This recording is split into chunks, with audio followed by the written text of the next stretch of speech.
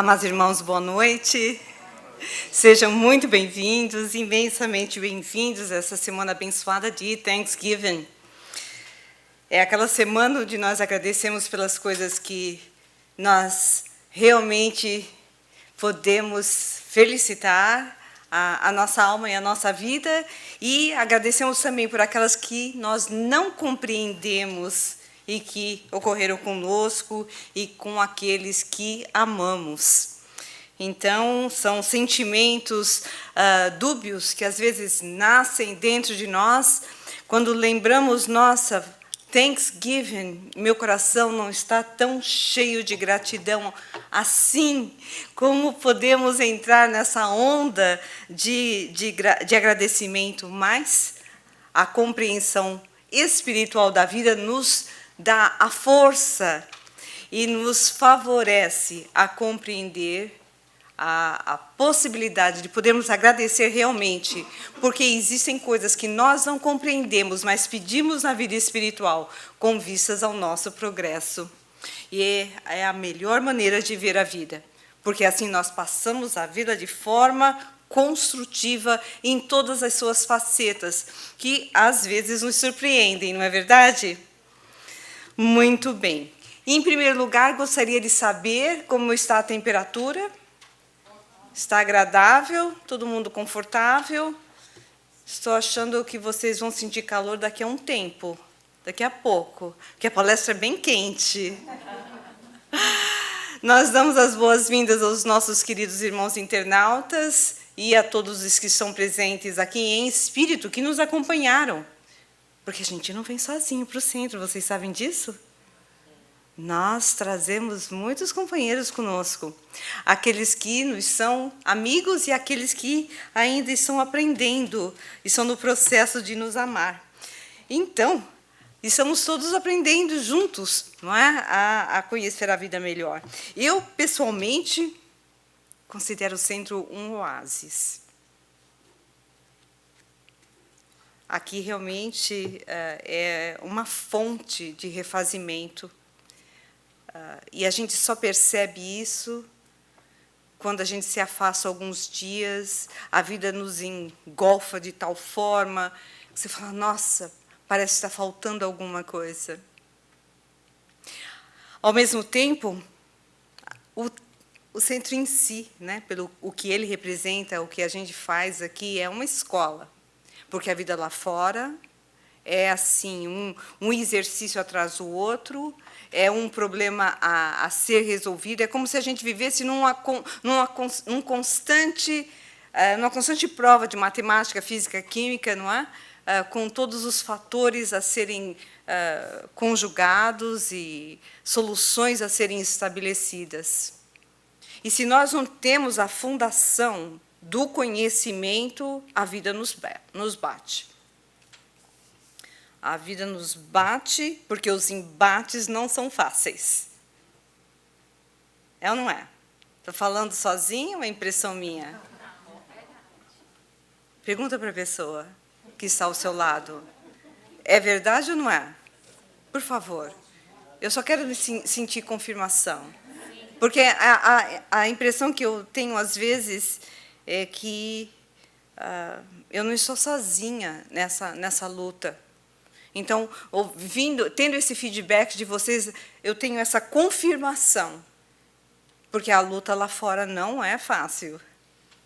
Hoje eu esqueci de seguir uma das recomendações que nós fazemos aqui toda santa semana. O que a gente lembra a todos? Olha, no dia da assistência espiritual, segunda-feira é um dia muito especial de refazimento, de reenergização. Vamos evitar assuntos delicados. Eu, distraída, cheguei com um assunto delicado que eu gostaria de ir para o Brasil. Não é? Eu acabei de ouvir que os aviões estão vazios. Falei, nossa, os aviões estão vazios, que interessante. Meus pais, cada vez mais num processo interessante da vida. E eu falei, meu Deus, está aí uma hora boa de viajar, antes da época do Natal, aí que os aviões vão estar vazios mesmo. Ah, mas para que eu fui falar isso? Para quê? Uma falta de criatividade de trazer um assunto desse no dia em que eu vou fazer minha palestra. Eu estava sentada na frente do meu computador, terminando meu trabalho profissional. Aí eu comentei isso, a questão de uns 5 minutos antes.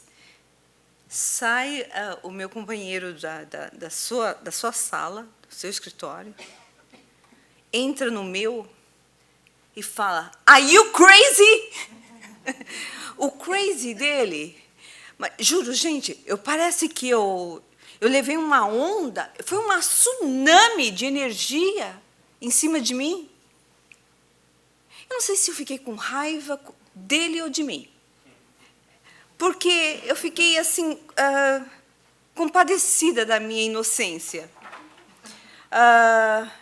e compadecida da sinceridade dele, porque ele não quis ser agressivo, ele quis expressar de uma forma extremamente espontânea, apesar de ter pensado 5 minutos antes de vir com a tsunami do "Are you crazy?", ele, na realidade, veio expressar uma preocupação, não é?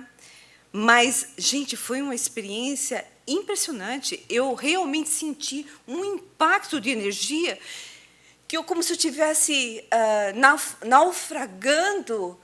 Eu falei, me faltou o ar. Aí eu falei, nossa, esqueci que hoje é segunda-feira. Eu esqueci que vou fazer uma palestra hoje, eu preciso estar bem. Eu falei, meu Deus do céu. Mas é bom essas coisas acontecerem, porque a gente precisa realmente estar vigilante o tempo todo. A maioria das situações desnecessárias, a maioria dos conflitos desnecessários acontece porque nós estamos distraídos.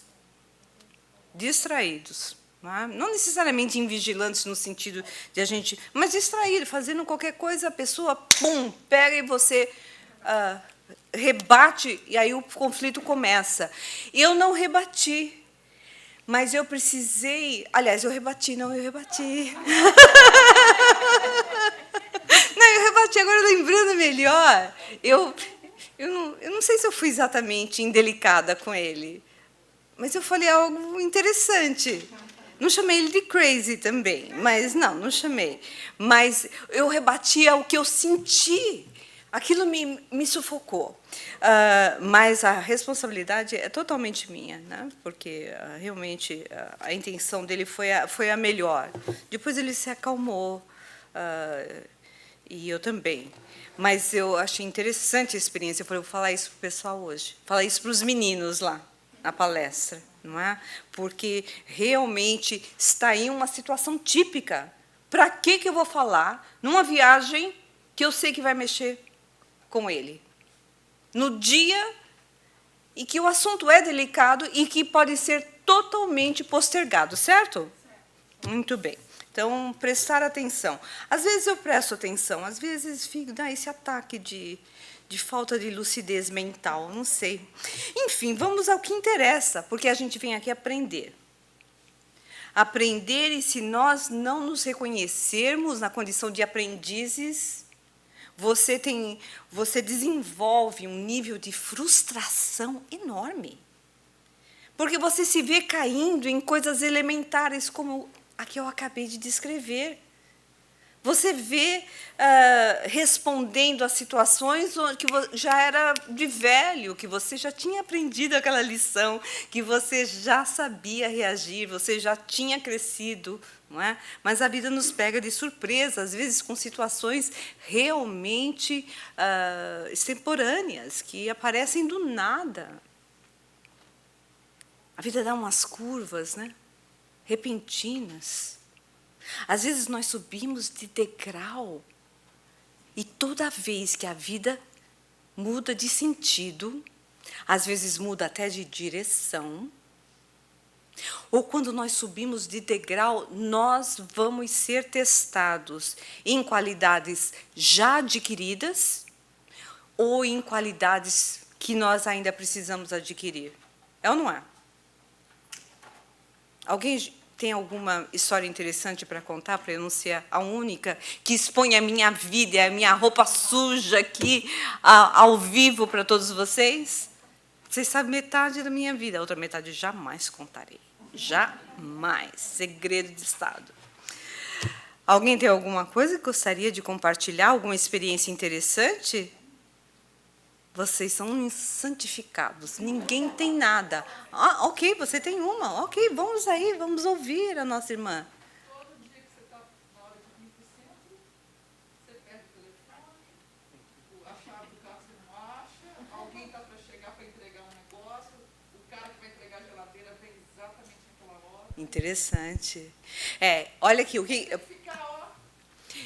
Olha aqui a nossa irmã Cristiane... são várias Cristianes. Quanto mais bonito o nome, mais o nome se transforma, né? Mais se multiplica. Então, uma das nossas Cristianes aqui compartilhou um assunto que é um tópico que acontece muito para a pessoa que está começando a frequentar o centro ou o trabalhador novo.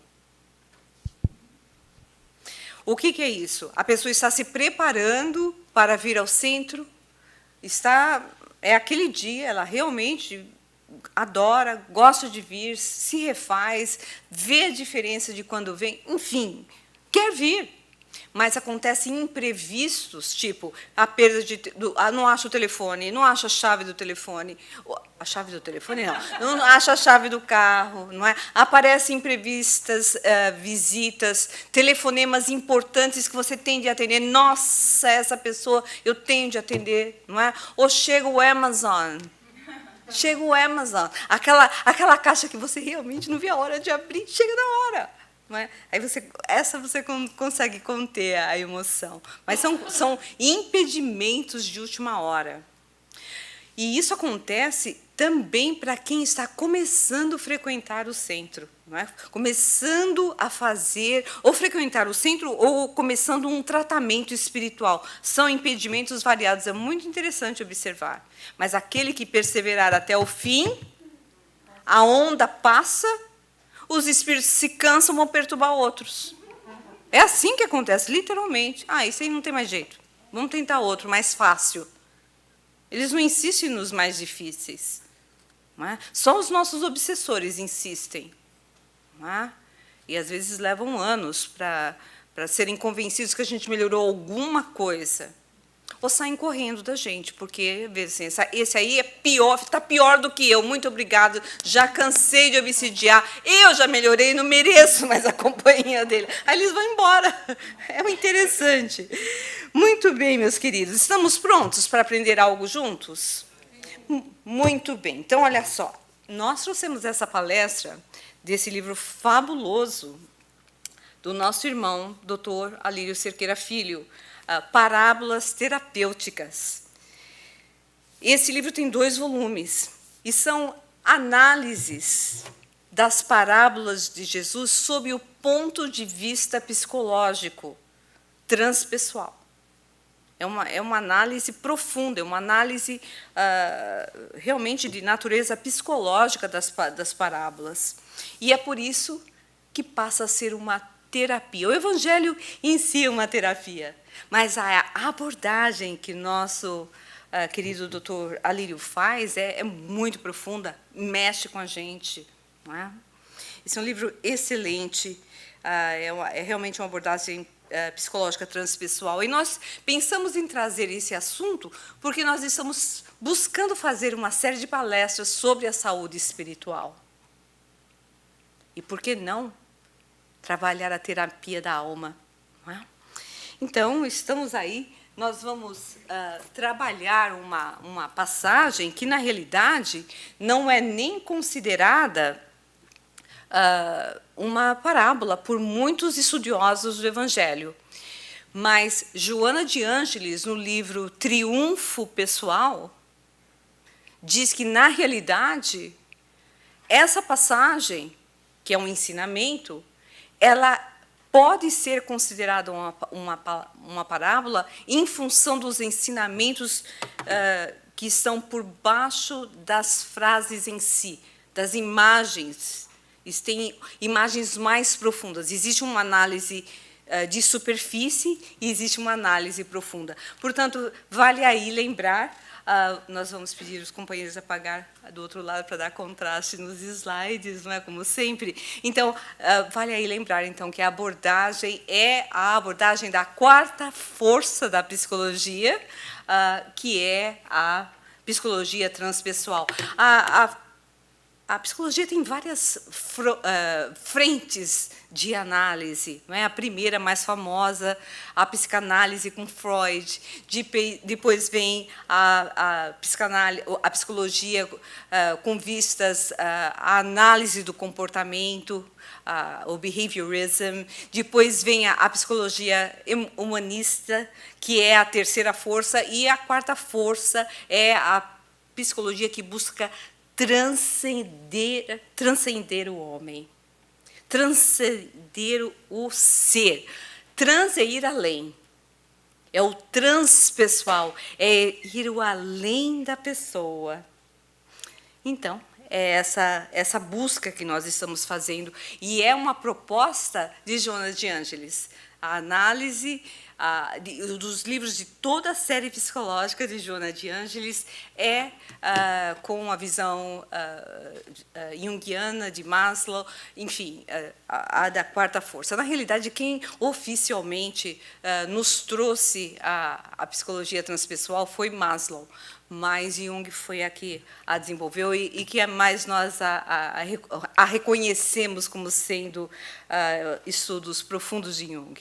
Então, aqui, como nós dissemos, essa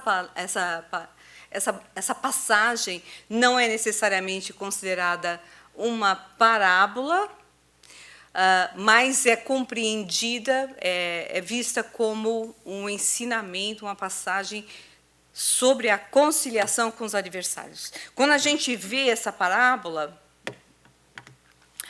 a gente pensa imediatamente nos adversários externos. Não tem como. Não é? Olha só. Concilia-te depressa com o teu adversário. Enquanto o quê? Enquanto estás a caminho com ele, enquanto você está com ele. Para que não aconteça que o adversário te entregue ao juiz. E o juiz te entregue ao oficial. E te encerre na prisão. Em verdade, te digo que de maneira nenhuma sairás dali, sairás da prisão, enquanto não pagares o último ceitil, o último centavo. Então, quando nós ouvimos isso, não é? Sobretudo em termos de ensinamento espírita, olha, a oportunidade da reencarnação é última, é única. Nós sabemos que vamos conviver com pessoas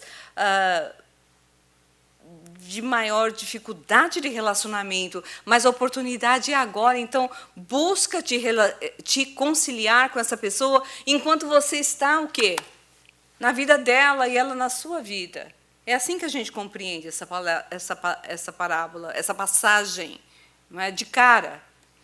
Mas Joana nos diz que essa análise é válida, é uma análise, é um dos níveis da análise dessa parábola, é a mais fácil de ser feita, que fala dos inimigos, ou melhor, dos adversários externos.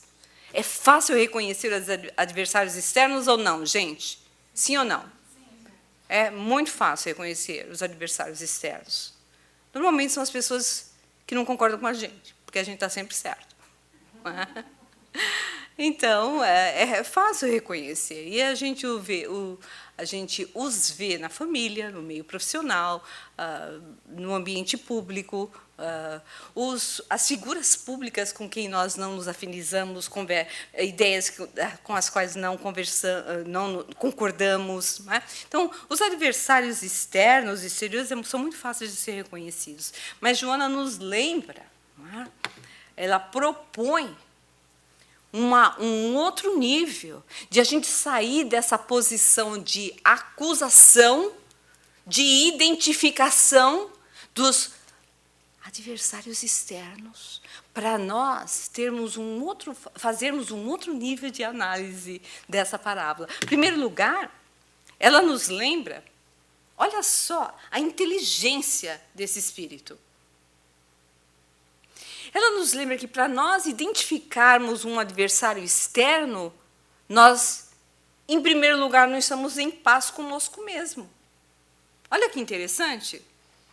Porque se aquela pessoa, se você está em paz consigo em vários níveis, a pessoa pode fazer o que for, pode até lhe prejudicar, mas aquilo não lhe afeta a nível interno. Bate em pedra, não tem reação, não tem resposta. Você analisa, você observa, mas aquilo não mexe profundamente com você. No sentido de você ficar remoendo. Então, ela nos diz, para que haja a conciliação, se é que nós desejamos essa conciliação com os adversários externos, primeiro é necessária a conciliação com os adversários internos. E a gente vai ver quais são. Só vamos conseguir perdoar alguém se nos conciliarmos primeiro com o orgulho ferido. Que essa pessoa, a atitude dessa pessoa nos desenvolveu uma reação. E normalmente a reação é do orgulho ferido. Então, se não houver conciliação, primeiro com o orgulho ferido, que gera a mágoa, que gera o ressentimento, você está falando o quê em conciliar com o adversário? É a história do faz de conta. E ela usa essa expressão, não é? Ela realmente usa. Sim, se nós não fizermos, se primeiro que nós não reconhecermos, olha só, reconhecer é a palavra-chave. Se nós não reconhecermos que o nosso orgulho foi ferido, se nós não reconhecermos que nós estamos magoados, que nós estamos ressentidos, como é que a gente vai perdoar? É um perdão de faz de conta. É uma pergunta, não, eu preciso perdoar, eu sei que eu preciso perdoar, e você fica se enganando a si próprio. Então, é mais profundo e é essa a proposta dela, não é? A proposta, então, é a análise dos adversários que nós temos dentro de nós, muito mais poderosos do que os externos. Muito mais poderosos, vigorosos, que não nos largam nunca. Não tem de onde você se esconder. Você pode até fazer de conta que eles não existam, mas eles estão lá. E eles vão continuar dentro de você, não como obsessores externos, mas em processos doentios, entrando até em processos de uma auto-obsessão. Você se questiona de um nível, você se cobra de um jeito que você acaba definhando por si próprio. Então, o que ela propõe é: concilia-te depressa com o teu adversário. Mas que adversários são esses? Vamos aí ver. Inevitavelmente, percebe-se que o adversário é interno. Por quê? Nós vamos ver as paixões dissolventes que aturdem o ser. A paixão em si não é um problema, hein, gente? Está lá no Livro dos Espíritos. A paixão é um problema? Não, não é. A paixão move a humanidade. Se você tiver paixão por algo, você vai atrás daquilo. Mas são as paixões dissolventes que, em desalinho, encarceram a consciência nos conflitos, gerando tormentos, a que se entregam todos aqueles que se deixam vencer pelo quê? Todo mundo vai falar em alto. Vencer pelo quê? Eu quero ouvir de todo mundo. Se vencer pelo quê? Pela culpa. Pela culpa transformada em fobia para muitos de nós, ou em angústia, ou em ansiedade, ou em insegurança, aí ela acaba com a gente, ou em transtorno neurótico de qualquer porte. Gente, ela pega a gente sem dó, chacoalha a alma, sai pedaço. Parece que desenho animado, né? Ela pega a gente, chacoalha, sai pedaço. Vai molinha aqui, parafusa. Você fala, meu Deus do céu, o que sobra? Espero que sobre alguma coisa. Sobra a nossa essência, porque a gente está cheio de parafuso enferrujado dentro de nós. A ferrugem da mágoa em relação aos outros, da mágoa em relação a nós. É um processo de culpa e de desculpa. Você culpa os outros, você culpa a si próprio, você se desculpa porque você está culpando os outros, se justifica nesse processo. É muito complexo, mas acaba nos deixando, vão nos deixando realmente enferrujados, ou cheio de mofo por dentro. Você olha para algumas pessoas, as pessoas têm, a cor dela é acinzentada. O tom da pele da pessoa é acinzentado.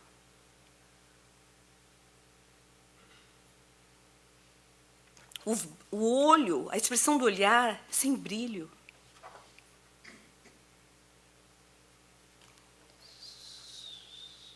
Se sente aquele marasmo emocional e espiritual.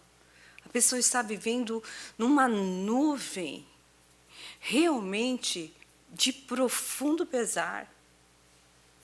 Às vezes nem se dá conta disso. E não se dando conta, não busca ajuda.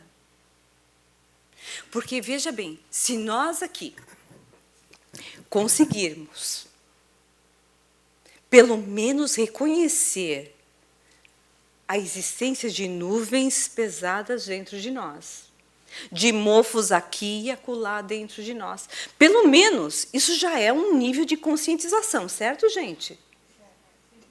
E, sinceramente, vocês e eu, e aqueles que estão nos acompanhando eletronicamente, nós já estamos em outro nível de busca. Porque talvez nós não estejamos necessariamente melhores, mas pelo fato de nós já reconhecermos que não estamos bem, já é um progresso, certo? Já é um grande progresso. Porque nós, pelo menos, estamos buscando respostas. São respostas que está aí a grande chave, que não serão atendidas facilmente de uma hora para outra. É um processo que vai exigir muita paciência, perseverança e coragem.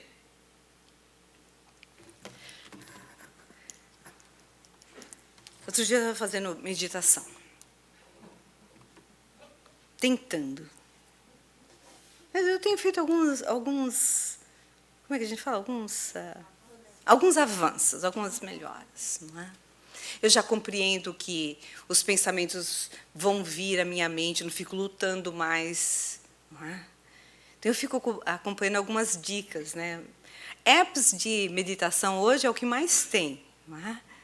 Então, tem algumas com quem eu me identifico. Então, eu absolutamente amo quando eles começam a dar dicas, tipo assim, o pensamento vem à mente, você se questiona, dê um nome, né, a esse pensamento, dúvida. Aí você fala, duvidando.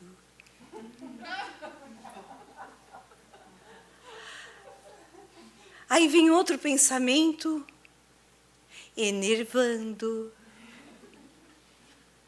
preocupando. Você começa a dar nome. Aí você veja que interessante, olha a inteligência dessa proposta. Quando você dá nome à coisa, você identifica o sentimento, que às vezes a gente não sabe nem o que está sentindo. É só comigo que acontece isso? Às vezes não tá uma coisa dentro de você. Você está numa... Da onde vem isso? Eu falo, é a pandemia. Não, é a pandemia, porque nós temos um maior nível de sensibilidade, muitos de nós temos. Não é? A gente sente as agulhadas energéticas. Ou sou só eu que sinto? De vez em quando eu saio na rua e falei, meu Deus, o que é isso? Aí, tá aí, quer ver uma prova? Olha, isso fica entre nós, hein? Olha, se eu souber de alguém que conte essa história mais para frente, ok?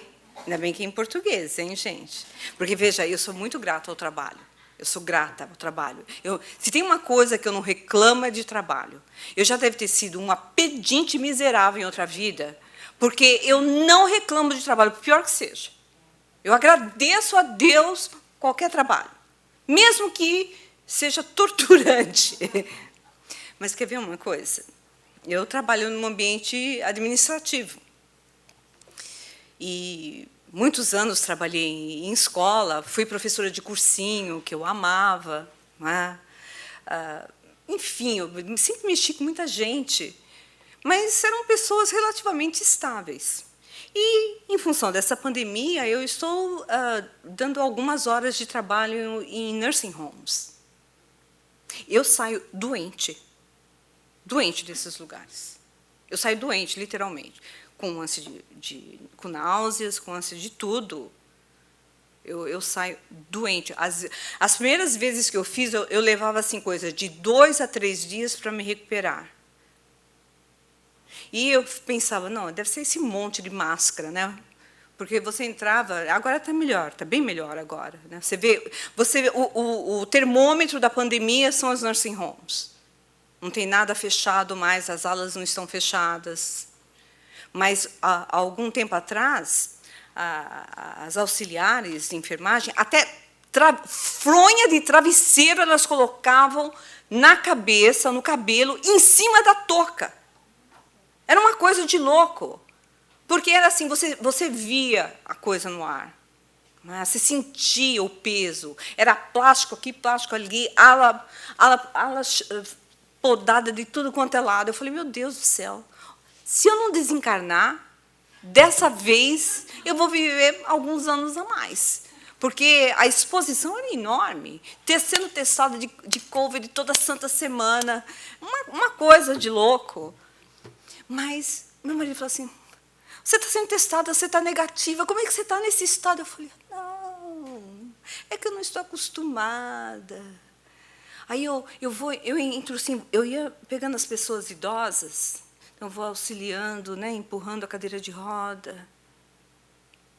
Aí eu estou atrás do umbral da pessoa.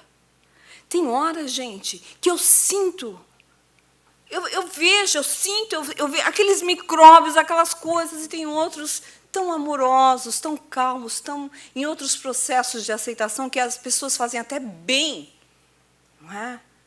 Mas o quadro é chocante, mas vibratoriamente me tira a alma.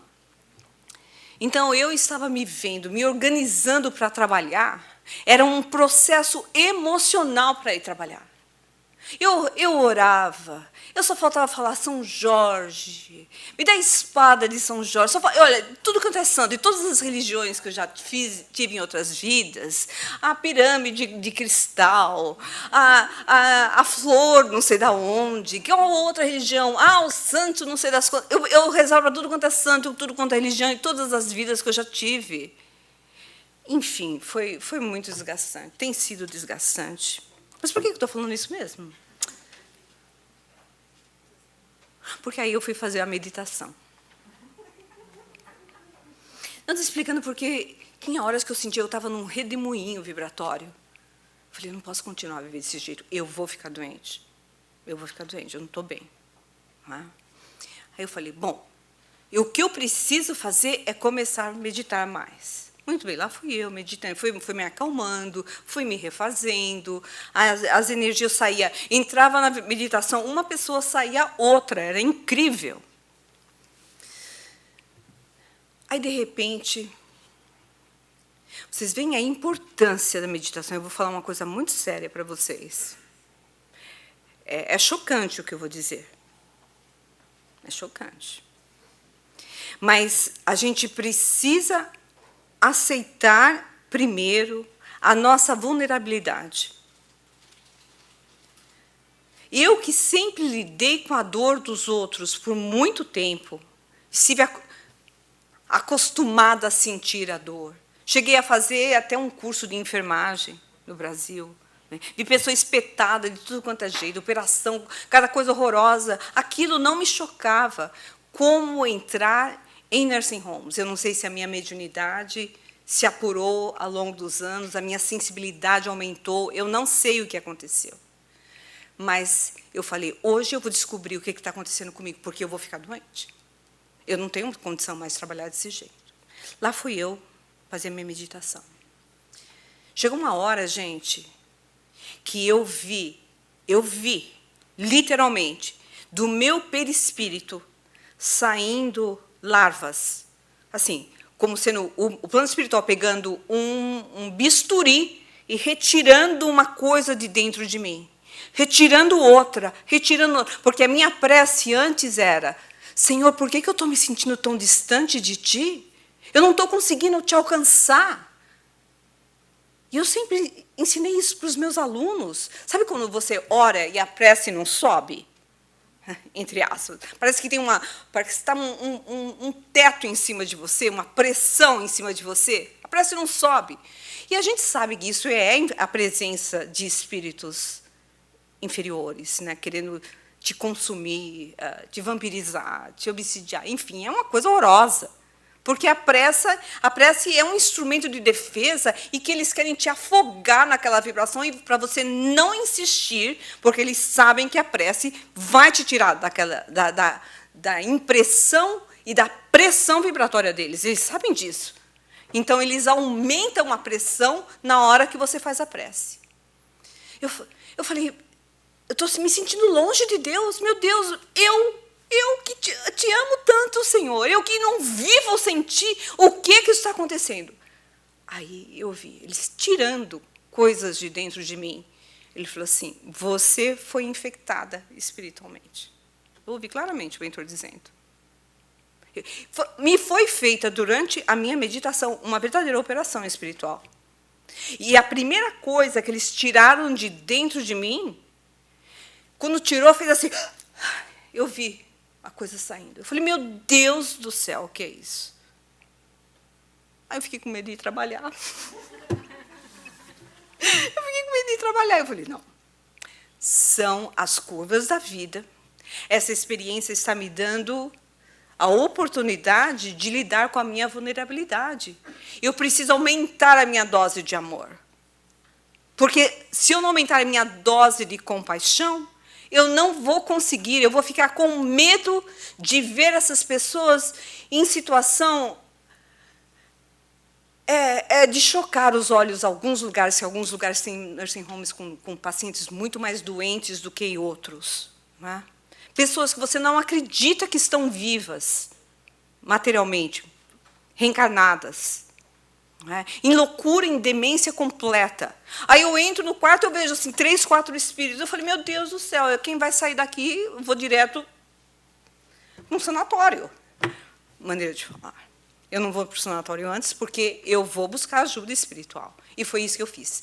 Mas, nisso, eu fui dando de cara com o quê? É uma experiência nova, é ou não é, gente?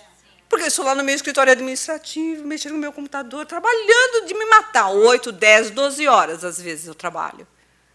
Porque tem um centro.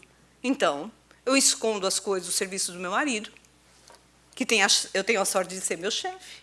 Fico lá escondendo, mas o trabalho tem de aparecer, não tem? Então, eu fico escondendo as coisas. Eu, às vezes, trabalho muitas horas, mas estou dentro de um escritório. Estou lidando com nomes, com números, não com pessoas. E aí eu fui vendo, quanto mais eu estudava essa palestra, mais eu fui vendo quais são os meus inimigos. Eu ainda estou estudando meus inimigos internos, meus adversários internos. Por que eu abri espaço para esse nível de contaminação? Enfim, quando eu souber a resposta, eu converso com vocês. Mas, por enquanto, fica só entre nós. Se vocês saírem falando por aí, nossa, coitada da Lívia, tão desequilibrada, meu Deus do céu. Vai ser uma verdade, mas vocês não precisam espalhar para o mundo. Enfim, como nos diz aí o nosso querido Jung, aquele aquele. Deixa eu ler primeiro em inglês, por favor. One does not become enlightened, imagining figures of light. Ninguém se torna iluminado imaginando a luz, ou figuras de luz, seres de luz, but by making the darkness conscious. Então, é esse o processo que eu estou agora. Vocês, seres iluminados, claro, já passaram desse processo. Eu estou no processo de reconhecer as minhas sombras. Porque tende a haver uma relação em função da minha reação emocional a esse processo. E eu vou descobrir. Depois eu conto para vocês. Muito bem. Enquanto estás a caminho com ele, nos diz aí, Joana de Ângeles, significa basicamente enquanto o adversário está se manifestando. Que adversário é esse? São as nossas negatividades. Então, caminhe com ele enquanto você ainda está. Você precisa dar conta da presença das negatividades para que você possa caminhar à frente. Quando a negatividade se manifesta, nós temos a opção de tratá-la como adversária ou de não tratá-la como adversária, favorecendo um processo de conciliação consigo próprio. Se não tratarmos nossos sentimentos, atenção, nossos sentimentos, nossos pensamentos e as nossas ações como adversários, não vamos nos colocar na posição de aprendizes da vida. Nós precisamos nos colocar nessa posição. Eu estou aprendendo. Nossa, mas eu já sei tanto. Não, meu filho, você ainda está no pré-primário. Agora que você está acordando... Gente, vocês já pararam para pensar isso? Já foram mais de 2000 anos depois de Cristo. Mais de 5 depois de Buda. E somente agora nós estamos... Uau, nossa, vou pensar nas coisas espirituais. Gente, isso sim é atraso moral. Agora é que nós estamos acordando. Então, talvez nós não estejamos no pré-primário, não vamos exagerar, mas certamente estamos no primeiro grau. Certamente. E se não nos colocarmos na posição de aprendizes da vida, o que vai acontecer? Você vai entrar num processo de cobrança e você vai acabar indo para a prisão. E que prisão é essa? É a prisão que é o símbolo dos conflitos desnecessários, segundo Joana de Ângeles. É a culpa e a desculpa. O que vai acontecer aqui? Em primeiro lugar, em que prisão sem grades é essa? Aqui ela explica tão bem. Toda pessoa que entrou pelos caminhos dos conflitos desnecessários. Que conflitos desnecessários são esses? Me ajuda aqui. Quais são, segundo Joana de Ângeles, os conflitos desnecessários? A culpa e a desculpa. Conflitos desnecessários. A perda de tempo. Perda de tempo emocional. Se você entrou pelos caminhos dos conflitos desnecessários, vai perceber que está numa prisão sem grades, por não ter se conciliado com suas negatividades. E aí ela explica muito bem como isso funciona. Como é que funciona o processo da culpa? Não é? Você se auto-julga e você se recrimina. Você se autocondena. E, em função, você vai querer se punir. O processo de autopunição se manifesta de formas muito diferentes. É a pessoa que não busca um segundo relacionamento. É a pessoa que não busca a aproximação do relacionamento dentro de casa, dentro das relações afetivas. A pessoa que constantemente usa o processo da autossabotagem em processos mais variados de sucesso profissional, amoroso e espiritual. Os exemplos são os mais variados. Por você não se perdoar, por você não aceitar quem você é, no estágio quem você é ainda, você se autopune. Eu não mereço ser feliz.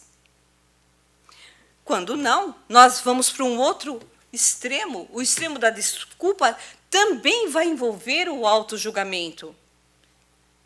Mas é um auto-julgamento interessante. É um auto-julgamento dizendo assim, eu não tenho culpa. Eu não. O problema não está comigo, o problema está com ele. O problema está com ela. O problema é dessa situação. Então, você entra num processo de auto-julgamento, mas para se auto-justificar que você age daquela forma, mas a condenação não é de você própria, é do outro. Eu sou assim por causa dele. Eu sou assim por causa dos meus pais. Eu tenho esses problemas todos com meu marido porque eu tive uma infância terrível. Eu nunca dei certo para nada. Meus pais ficavam dizendo que eu era isso, que eu era aquilo. Eu já ouvi de ouvidos claros um pai virando para um filho adulto dizendo, você nunca serviu para nada. Presente em sala de jantar. Aliás, eu não sei nem como eu te pari. Esse tipo de conversa em ceias de Natal. Eu falei, meu Deus, isso aqui, meu Deus, dá licença de sair pela direita, sair pela esquerda. Como é que uma pessoa precisa ser muito forte para superar um obsessor encarnado com esse nível de acusação e sobreviver e se transformar? Precisa de muita força. Isso é apenas um exemplo, mas o processo da culpa e desculpa são processos que nos consomem em muitos níveis diferentes e nós precisamos entrar em contato com eles. Porque aquele que não se desculpa, não se compreende e se acha melhor do que é. Essa é a grande verdade. A sua decepção com você mesmo é que você se julga melhor do que você na realidade é. Você se julgava mais forte, você se julgava mais resiliente, você acreditava ter maior capacidade de amar, e você verifica que você não é aquela pessoa que você gostaria de ser. E você se culpa. Agora, quando você entra na desculpa, culpando situações e pessoas por você se sentir assim, aí você vai precisar de um psicanalista. A culpa em si já precisa de um psicanalista. No entanto, a doutrina espírita é um livro aberto de psicanálise. Um livro aberto de psicanálise. A prece, o tratamento espiritual, a inspiração dos mentores, os momentos de meditação, as revelações que nos são dadas. Agora, você precisa buscar, porque não vai chover em cima de você. E o processo é doloroso. Eu contei dessa experiência recente, mas eu tive uma outra experiência meditativa, onde que me apareceu uma das minhas vidas, que eu não consegui sentar na cadeira para meditar durante 3 meses. Você fala, nossa, Lívia, aí é que eu não vou meditar mesmo. Então, veja, estou entrando numa etapa mais aprofundada da minha meditação. Até outra vida já estou vendo, gente. Se ainda fosse coisa boa, ainda estava bom. Muito bem. A culpa e a desculpa, qual é a sua relação com a nossa saúde espiritual? Não é? Nos diz aí, Joana de Ângeles, que nós acabamos por gerar doenças físicas e emocionais, por não sermos tão perfeitos como gostaríamos. Interessante e profundo. Vocês estão tremendo muito na base? Está chocando muito? Vocês estão pensando, ai meu Deus, eu devia ter ficado em casa hoje. Semana de Thanksgiving. Vale a pena, não vale? Vale a pena, porque esse questionamento nos liberta. O caminho é difícil, mas nos liberta. É a doença existencial daqueles que não assumem a sua condição de aprendizes da vida. A solução é muito simples. Em outras palavras, é isso. A solução é muito simples. Aceite-se como você é. Aceite aonde você está. Porque no momento em que você aceita, você se abre para o aprendizado. O aprendizado se torna uma conquista. Quando eu conseguir entrar numa nursing home sem passar mal, eu terei feito uma grande conquista em minha vida. Eu vou chegar lá. Eu vou chegar lá, eu vou chegar lá. Eu não sei o que está faltando, mas eu vou chegar lá. E não é o cheiro, porque o cheiro, eu estou mais mascarada impossível. Aqui eu uso 2 máscaras, na universidade eu uso 3 mais face shield, então não dá para sentir cheiro de nada. Aí eu tenho a minha coisinha de álcool, eu fico spritting álcool. Você fala, Lívia, o que você está fazendo? Porque eu não aguento o cheiro, então eu fico cheirando álcool para não desmaiar. Enfim, é bem por aí. Gente, vocês não façam isso, hein? Se alguém disser, sai por aí, que ouviu da palestrante, que dá um pouquinho de álcool, dá um sprayzinho de álcool, você dá uma acordada, vão pensar o quê? Vocês estão aprendendo coisas, pessoas pouco equilibradas, eu não quero passar essa impressão para vocês. Brincadeirinhas à parte, o álcool não renova, não traz de volta uma pessoa que desmaia? Hã? Esperta, não? Esperta. Antes de desmaiar, eu já coloco o álcoolzinho lá. Muito bem. Quando o erro é nosso, a nossa culpa se transforma num remorso. Quando o erro é dos outros, nós podemos entrar num processo de ressentimento, a princípio, que se transforma de forma mais grave quando sobe ao estado de mágoa e, obviamente, se torna absolutamente patológico quando entra no nível do ódio, onde a pessoa já começa, inclusive, a projetar planos de vingança. Portanto, como sair da prisão, dessa prisão sem grades, não é? Nos foi dito na assertiva de Jesus, você só vai sair quando pagar o último ceitil. Olha a expressão de Jesus, ceitil é equivalente a centavo. Quando até você pagar a última da coisa, o menor elemento que você desconsidere, você tem de reconhecer para você poder se libertar.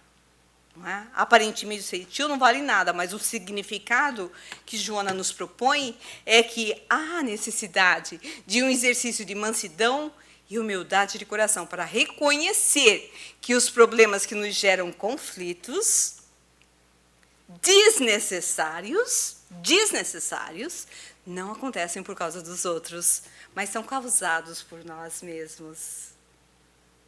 Isso é libertador. Isso é libertador. Isso é a boa notícia. Aliás, essa é realmente the good news. Não é? Nós sabermos que se os problemas são de nossa responsabilidade, olha, gente, a solução também é. Então, todo mundo vai dizer junto agora. Todo mundo respondendo, repetindo junto.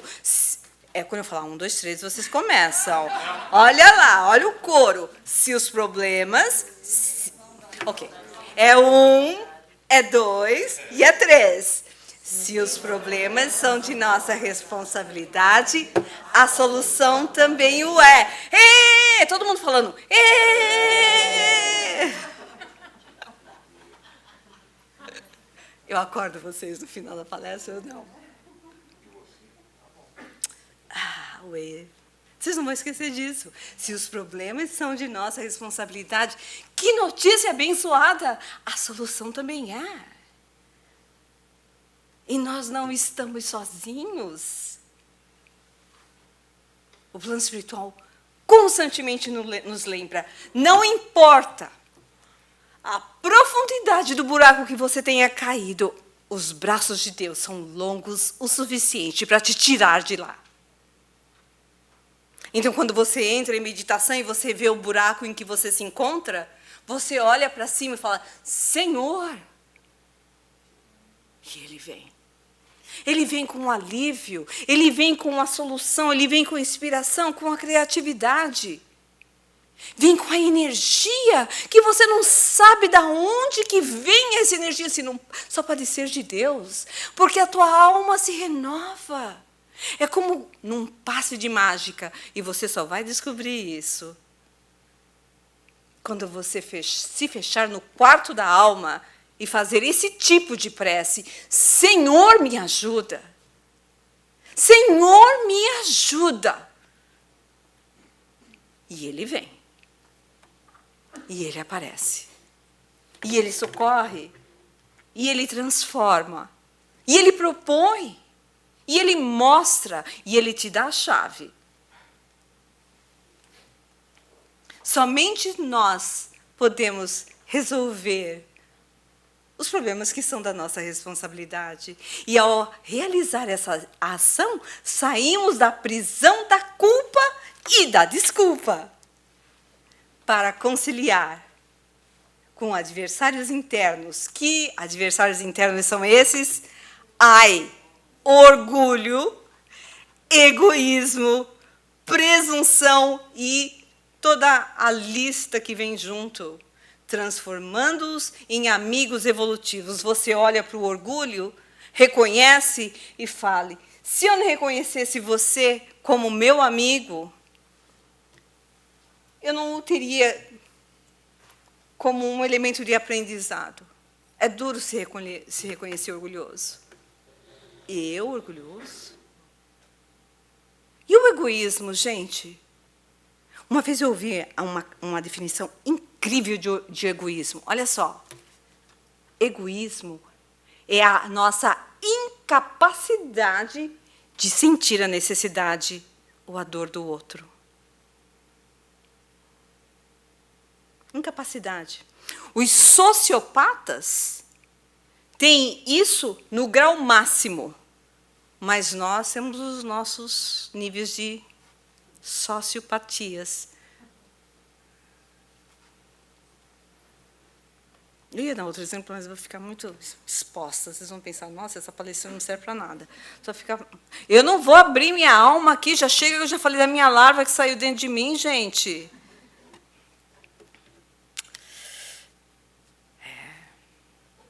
Eu tenho larva? Pois é, se eu tenho larva e tenho micróbio, você tem o quê? Imagina, Lívia. Vamos orar pela Lívia, coitadinha. Para isso Deus me fez palestrante, não é para abrir minha alma e lavar a roupa suja. Mas por que nós fazemos isso? Conscientes. Porque nós nos colocamos no grau de todo mundo. Nós todos estamos no mesmo barco, que é o barco da evolução. Tem um palestrante amado e famoso, falando das suas promiscuidades na internet. Imagina, eu nunca pensei isso dele. Porque não tem coragem de olhar as suas próprias.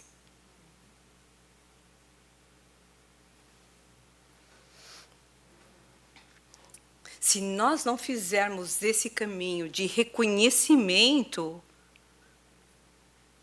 nós não vamos sair do estágio evolutivo em que nós nos encontramos. E Jung nos lembra: your vision will become clear only when you can look into your own heart. A sua visão vai se tornar clara apenas quando você realmente olhar para o seu coração. Aquele que olha para fora sonha, mas aquele que olha para dentro acorda. Gente, isso de arrepiar a alma. Nós estamos no estágio de acordar. E é por isso que nós estamos aqui, na Escola do Espírito. E para terminar, vocês aguentaram essa palestra? Foi muito difícil? Foi muito dura? Um pouco. Eu gosto de sinceridade. Eu senti a dor. Eu senti a dor algumas vezes. Mas, nos diz aí Martin Luther King, se você não pode voar, você corre. Se você não pode correr, você anda, você caminha. E se você não consegue nem mesmo caminhar, você engatinha. O importante é o quê? Não desistir. Não parar. Pergunta para a pessoa. Pergunta para a pessoa ao seu lado: você vai desistir? Vamos lá. Agora eu vou perguntar para vocês e eu quero ouvir uma resposta e uma resposta daquelas com Jesus. Que nos diz que o poder do amor é o poder que nós temos em nossos corações. Nós fomos criados com esse poder que está ainda latente, mas que podemos despertar a qualquer momento pela nossa vontade. Basta assumirmos a posição e a postura de aprendiz da vida. Portanto, eu quero ouvir de vocês. Você vai desistir? Não. Você vai desistir? Não. Você vai continuar? Sim. E que Deus nos abençoe. Muita paz a todos. Muito obrigada. Uma Thanksgiving de muita paz, de harmonia, seja virtual, seja com os nossos amados. Que o Senhor nos abençoe agora e sempre. Nós convidamos agora alguma alma iluminada. Tem